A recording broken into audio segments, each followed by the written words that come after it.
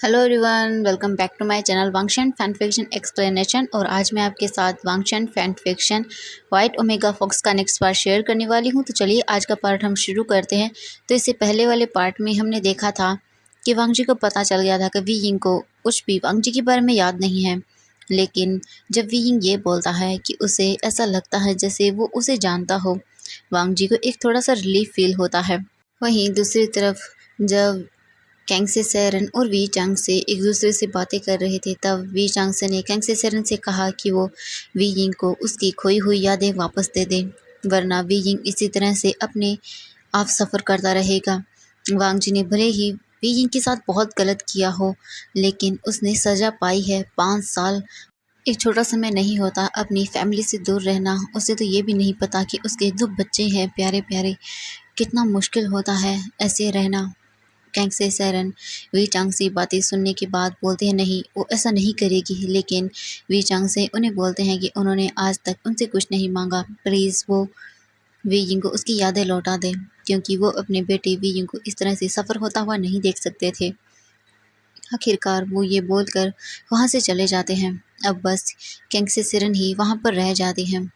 वो सोचने लगती हैं क्या सच में उसने अपने बेटे विंग के साथ गलत किया, उसकी यादें छीन कर। वो तो बस अपने बेटी को खुश देखना चाहती थी।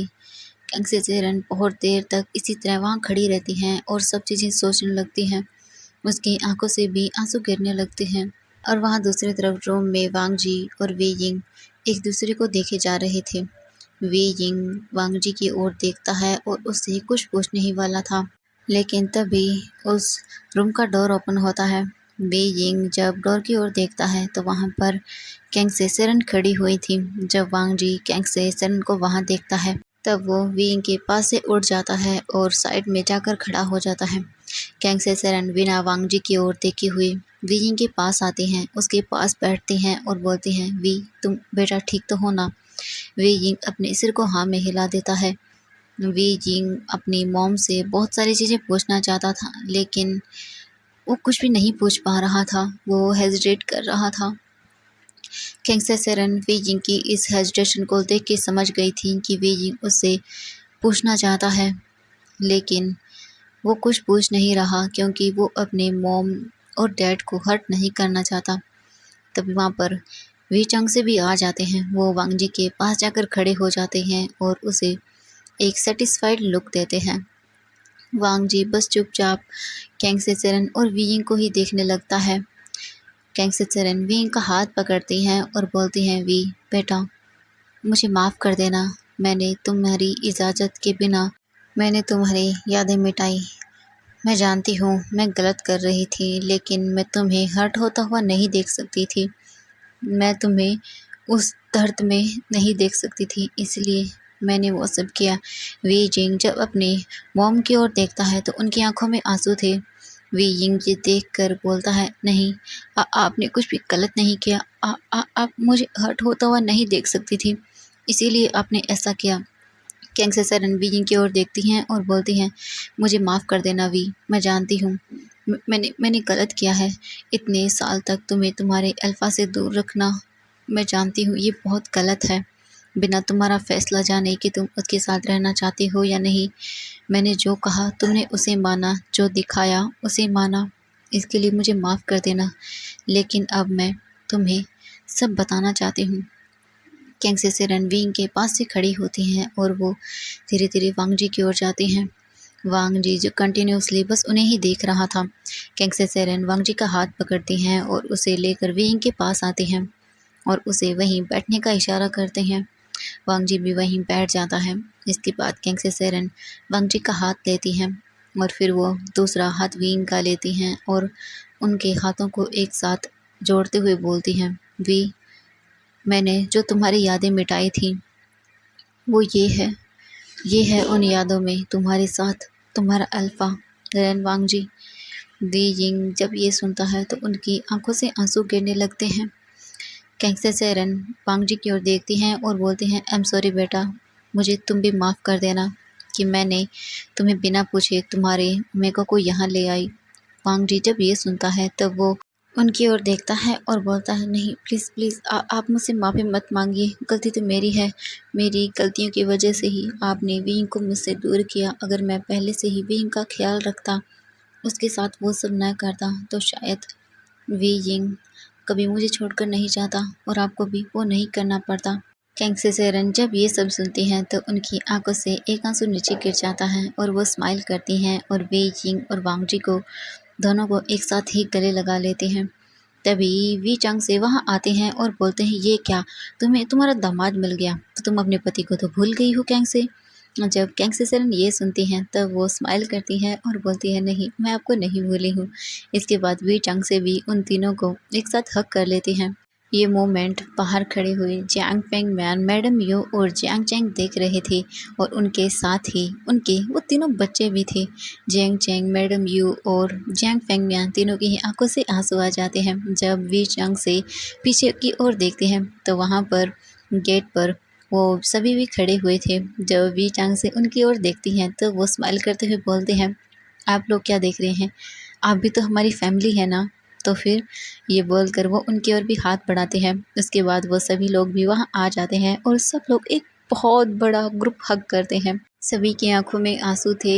इस बार ये दुख के आंसू नहीं थे, ये खुशी के आंसू थे। आखिरकार उनकी ये फैमिली पूरी हो गई। Madam Yu, Jiang Feng Mian, Jiang Cheng, सबकी आंखों में आंसू थे, वो भी खुशी वाले। सब बहुत खुश थे। कुछ देर तक इसी तरह सब एक दूसरे को गले लगाने के बाद वो दूर होते हैं। हमारे लिटिल विशिया, आईवन और सिजुई की ओर तो कोई देख भी नहीं रहा था। जब विशिया ये देखती हैं तो वो गुस्से में अपने मुंह को फेरते हुए बोलती है, आप जाइए सब, मैं आपसे किसी से बात नहीं करूँगी।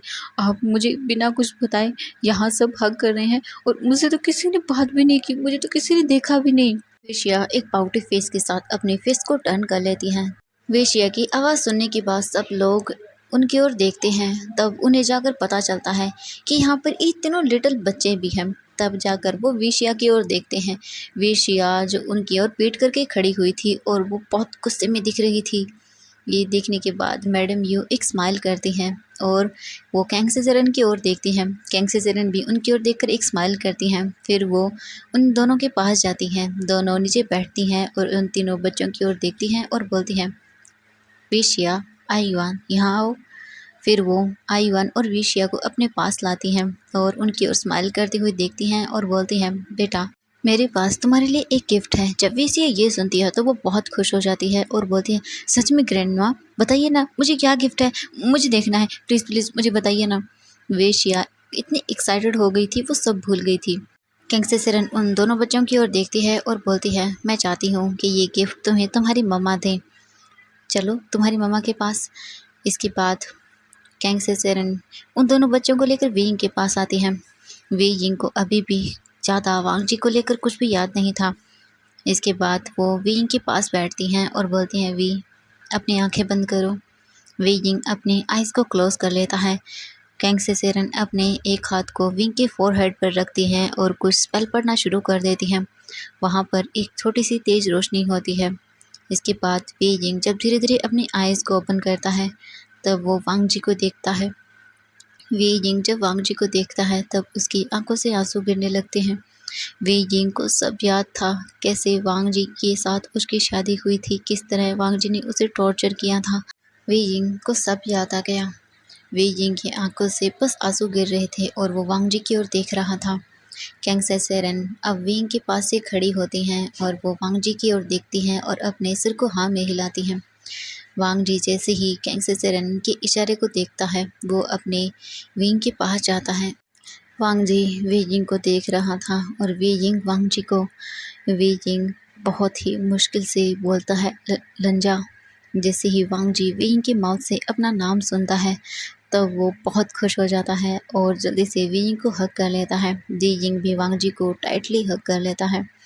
एक दूसरे को इसी तरह टाइटली वो दोनों होल्ड किए हुए थे। कैंग सेरन जब ये देखती हैं तो वो सभी की ओर इशारा करती है और उन्हें वहाँ से बाहर जाने के लिए बोल देती है।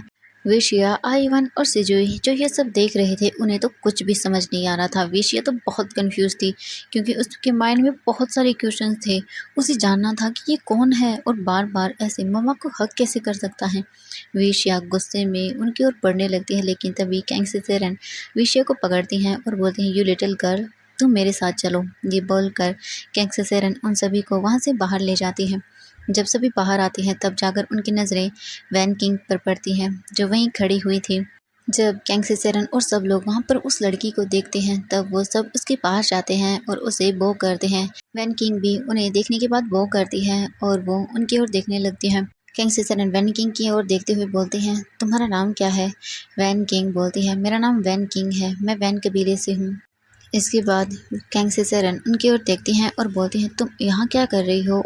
वैन किंग जब ये सुनती है तब वो उन्हें बताती है कि वो वांग जी के साथ आई है। जब सब लोग ये सुनते हैं तो वो थोड़ा शॉक हो जाते हैं कि वांग जी के साथ। वैन किंग उन सब के एक्सप्रेशन देखने के बाद समझ गई थी, इसलिए वैन किंग ने उन्हें सब बता दिया। सब कुछ जानने के बाद वो बोलते हैं कि थैंक यू, तुम्हारी वजह से आज वांग जी अपनी फैमिली से मिल पाया। इसके बाद उन्हें वो सब बता देते हैं कि वी यिंग वांग जी का ओमेगा है और वो बच्चे भी वांग जी के ही हैं। ये सुनने के बाद वैन किंग भी बहुत खुश हो जाती है। इसके बाद कैंग सिसेरन वैन किंग की ओर देखती हैं और उसे आराम करने के लिए बोल देती हैं। वैन किंग फिर उनके साथ वहाँ से चली जाती हैं। जियांग फेंग म्यान और वी चांग से एक दूसरे की ओर देखते हैं और बोलते हैं, हमें तो जश्न का आयोजन करना चाहिए। आज हमारा दामाद हमें वापस मिला है। फेंग म्यान वी चांग से भी उनकी ओर देखकर ये बोलते हैं। जियांग फेंग म्यान भी बोलते हैं, हाँ हाँ क्यों नहीं, हमें तो बहुत बड़े जश्न का आयोजन करना चाहिए। ये बोलकर वो दोनों भी वहाँ से चले जाते हैं। अब बस वहाँ पर जियांग चैंग ही रह गया था। जियांग चैंग सिजुई की ओर देखता है, जो कि अपने मोम के पास ही खड़ा हुआ था। आई युआन और वी शिया को पहले ही कैंग सिसेरन वहाँ से ले गई थी। इसके बाद मैडम यू चैंग चैंग के पास आती हैं और बोलती हैं, चैंग क्या तुम ठीक हो? वी यिंग स्माइल करता है और बोलता है, हाँ मॉम, मैं बिल्कुल ठीक हूँ। सिजुई जो वहाँ पर खड़ा हुआ था वो बोलता है, मम्मा मुझे वी शिया के पास जाना है, मुझे उनके साथ खेलना है। जियांग चेंग उसकी ओर देखता है और बोलता है, ठीक है तुम चले जाओ। इसके बाद वो लिटिल बॉय भी वहाँ से चला जाता है। मैडम यू चैंग चेंग का हाथ पकड़ती है और बोलती हैं, बेटा तुमने क्या सोचा है अब? चैंग चेंग अपनी मोम की ओर देखता है और बोलता है, क्या हुआ मॉम, आप किस बारे में बात कर रही हैं? मैडम यू जियांग चेंग की ओर देखती हैं और बोलती हैं, तुम जानते हो मैं किस बारे में बात कर रही हूँ। वी जिंग और वांग जी भी अब एक साथ हैं। तुम्हें नहीं लगता तुम्हें अब सिचन से बात करनी चाहिए? चिंग चिंग जब ये सुनता है तब वो अपने मॉम से अपने हाथों को छुड़ा लेता है और बोलता है, "मॉम, मैं उससे क्या बात कर सकता हूँ?" मैडम यू चैंग चैंग की हेजिटेशन को समझ गई थी। वो उसके हाथों को और भी ज़्यादा टाइटली पकड़ती हैं और बोलते हैं, मैं जानती हूँ चैंग, तुम बहुत गिल्टी फील करते हो कि तुमने उसे अकेला छोड़ दिया, उसे उसकी बेटी के बारे में भी नहीं बताया और यहाँ आ गई वीइंग के पास, लेकिन अब तो तुम्हें उसे बता देना चाहिए। मैं जानती हूँ, हो सकता है वो तुमसे थोड़ा गुस्सा हो, लेकिन वो तुमसे दूर नहीं रह सकता। तुम्हें अब उसे भी बता देना चाहिए। तुमने उसे कहा था कि तुम उसके पास वापस लौट कर आओगे, तो फिर तुम लौट कर जाते क्यों नहीं? जियांग चैंग अपनी मॉम की ओर देखता है और बोलता है, मॉम मैं क्या फ़ीस लेकर उसके सामने जाऊँ? नहीं मॉम, मुझसे ये नहीं होगा। मेरे अंदर हिम्मत नहीं है उसे फेस करने की और उसे ये बताने की उसका एक बेटा भी है। नहीं मॉम, मुझसे ये नहीं होगा। मैं नहीं बता पाऊँगा उसे। मुझे माफ़ कर दीजिए। ये बोलकर जियांग चैंग वहाँ से चला जाता है। मैडम यू जियांग चैंग को वहाँ से जाते हुए देखती हैं। मैडम यू कुछ सोचती हैं और बोलती हैं, अब मुझे ही ये सब करना पड़ेगा। मैं जानती हूँ तुम उससे ऐसे तो बात नहीं करने वाले हो, लेकिन मैं अब और तुम्हें भी इस तरह सफ़र होता हुआ नहीं देख सकती हूँ। तुम दोनों बच्चे भी ना। इसके बाद वो एक गहरी सांस लेती हैं और वो वहाँ से चले जाते हैं। अब हमें रूम के अंदर दिखाया जाता है। वांग जी वी यिंग एक दूसरे को टाइटली हग किए हुए थे। वांग जी वी यिंग से दूर होता है और उसकी आंखों से गिर रहे आंसुओं को वाइप करता है और बोलता है, वी आई एम सॉरी, मुझे मुझे माफ़ कर देना। मेरी वजह से तुम्हें बहुत तकलीफ़ हुई है। मेरी वजह से तुमने कितनी चीज़ें झेली हैं। मुझे मुझे माफ़ कर देना वी। वी यिंग वांग जी को फिर से होल्ड करता है और बोलता है, नहीं, हम दोनों की गलती है।